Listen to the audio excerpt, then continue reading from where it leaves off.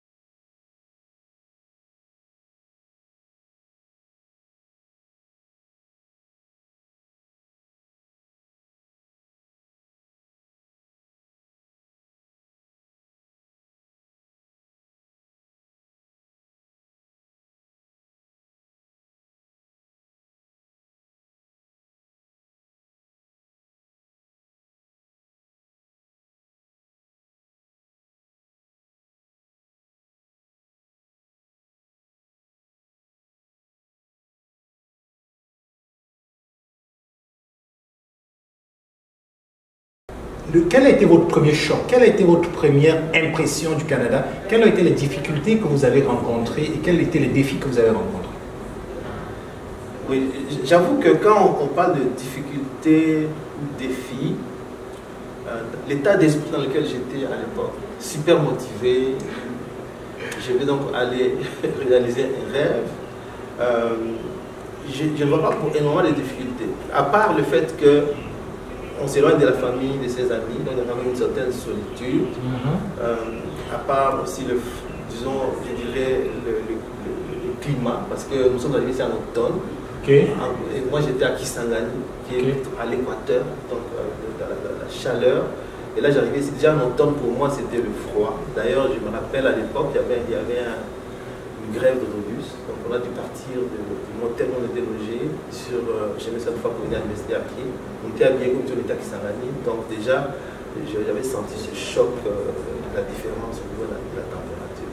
Bon, il y avait aussi des petites difficultés au niveau de la langue. On ne pouvait pas, quand on arrive ici, il faut s'adapter un tout petit peu au langage québécois. Il y a certains profs même qui en s'exprimant, on avait des difficultés à suivre dans la classe. Donc, tu vas voir que des fois il fait une blague, tout le monde rit, mais toi tu ne dis pas, il rit, moi je ne comprends pas. À part ces choses qui sont en fait sont pas très graves, j'ai pas eu vraiment énormément de difficultés d'adaptation. J'ai trouvé même que l'accueil était bien organisé en fait. Comme on était quand même dans les programmes de l'agence canadienne, disons de développement international, il y avait quelqu'un qui était là pour nous aider à l'intégration. On avait des formations pour s'intégrer dans le milieu d'accueil. Et je dirais aussi que l'autre chance qu'on avait, c'est qu'on était comme une cohorte.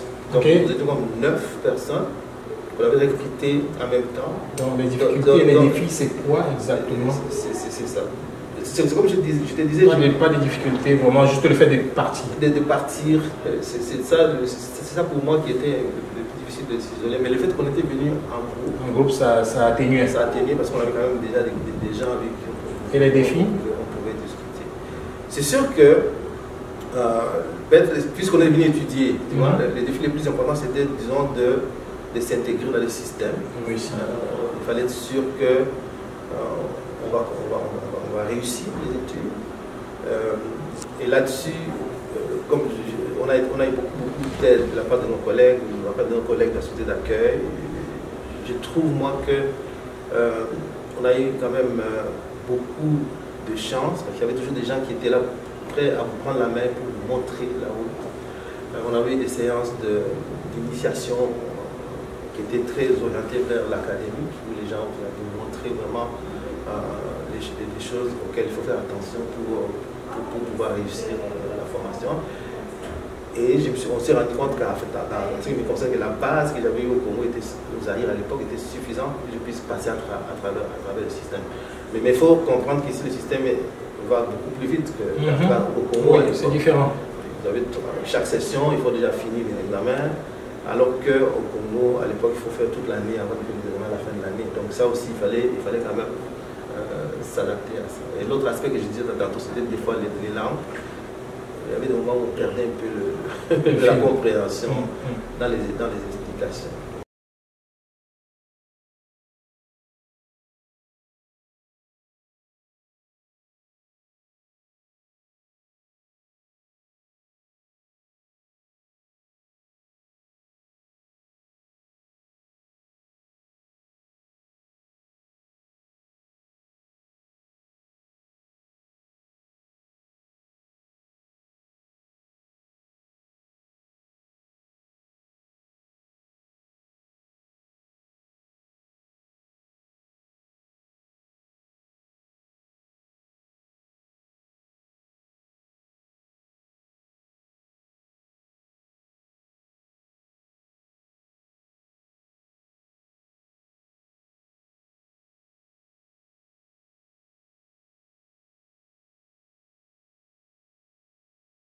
À votre avis, quelles sont les stratégies à adopter ou alors les clés de réussite pour une meilleure intégration?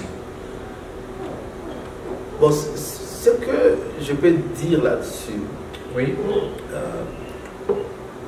C'est que pour premièrement, il faut quand même être disons, bien préparé et bien renseigné. Ok. Et comme je te disais, nous, je pense qu'on a eu de la chance parce que on était dans des programmes qui étaient très bien organisés. On avait des informations avant de partir du Petit Congo. On avait des informations quand on est arrivé ici. Il y avait donc toute une structure d'accueil qui nous donnait des informations essentielles pour que nous puissions nous adapter. L'autre élément que je pense, c'est que à partir du moment où tu viens ici avec un objectif qui est précis, dans mon cas c'était étudier pour avoir un diplôme. Stratégiquement, donc il faut mettre des efforts là-dessus, d'accord, maîtriser donc l'objectif principal qui t'a amené ici. Et pour le reste, en fait, quand je regarde en arrière par rapport à mon histoire, à moi, c'est qu'il faut juste, au fond, vivre une vie normale, chercher des occasions, des connexions avec la communauté d'accueil, chercher des occasions de réaliser des activités, au fond, que tu faisais. Déjà comme moi, avant de quitter le Congo, j'étais passionné du foot. Donc, à part les études où j'ai mis ma priorité, j'ai très rapidement cherché à savoir où est-ce que je peux jouer au foot. Je me suis renseigné, et puis j'ai vraiment mis en contact avec l'équipe de Rouge et Or à l'époque. Je suis allé m'entraîner avec eux, et tout de suite le coach a dit « Oh, nous avons une perle », donc j'ai intégré cette équipe de football. Et notre aspect, à mon avis aussi, c'est qu'il faut être activiste au fond à l'université. Il ne faut pas toujours. C'est sûr que il faut performer au niveau académique, être dans tes livres, à la bibliothèque. Mais je pense que c'est extrêmement important aussi de participer à d'autres activités de la faculté, de l'université. Par exemple, être actif dans les associations étudiantes, être actif dans les activités organisées par votre ordre professionnel. Ne pas seulement se limiter à tes cours, chercher les A et les B, mais chercher en plus de ça à rajouter tous ces aspects d'activisme qui, je trouve, te préparent mieux à intégrer le marché du travail. Alors, et l'autre aspect peut-être que je trouve important aussi, c'est de justement ne pas se limiter à l'université.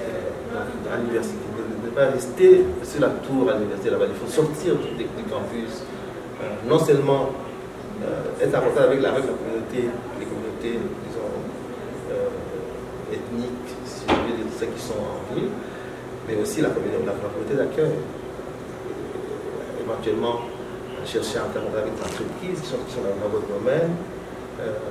Au fond, en bref, à mon avis, la stratégie, c'est vraiment de vivre pleinement sa vie dans tous ses aspects. Académique, social, et puis les passions, si tu as des passions. Il y en a qui c'est la musique. Au lieu tu fais des études, ensuite tu trouves l'endroit pour aller faire des activités en dehors de l'académie. Ça peut être là des éléments, quelques éléments disons, qui me viennent à l'esprit par rapport à mon expérience. Je trouve que le fait que non seulement je me suis assuré d'abord de réussir parfaitement mes cours, et puis j'ai eu la chance justement de toucher à toutes sortes d'activités en dehors des études. Je dirais même que la plupart des opportunités que j'ai eues plus tard au niveau professionnel étaient liées beaucoup plus à ces autres activités que j'ai faites qu'au diplôme lui-même. C'est ce que le diplôme est la base, mais tu vas voir plus tard que quand j'ai eu mon premier emploi, parce que quand j'ai fini mes études, je suis en Bono, le premier emploi que j'ai eu, c'était vraiment lié à une activité que j'ai organisée à l'Internet. J'avais organisé une conférence, on avait invité le PDG de l'Institut congolais de la conservation de la nature qui était de passage.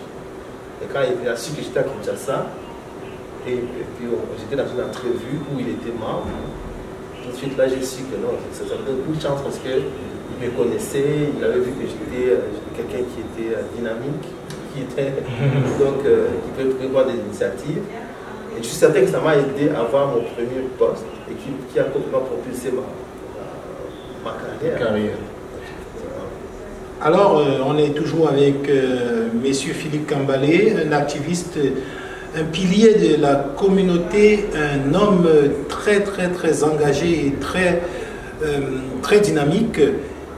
On va vous revenir avec des points très importants comme son avis sur les communautés à Québec, son avis sur l'implication sociale et la réussite sociale, son avis aussi sur l'entrepreneuriat des communautés. Et il va nous dire dans quel objectif il est en train de partir de Québec. Et bien sûr, s'il fallait le refaire, qu'est-ce qui pourrait changer? En attendant, on va écouter quelques personnes nous dire ce qu'ils pensent de Philippe. Pause.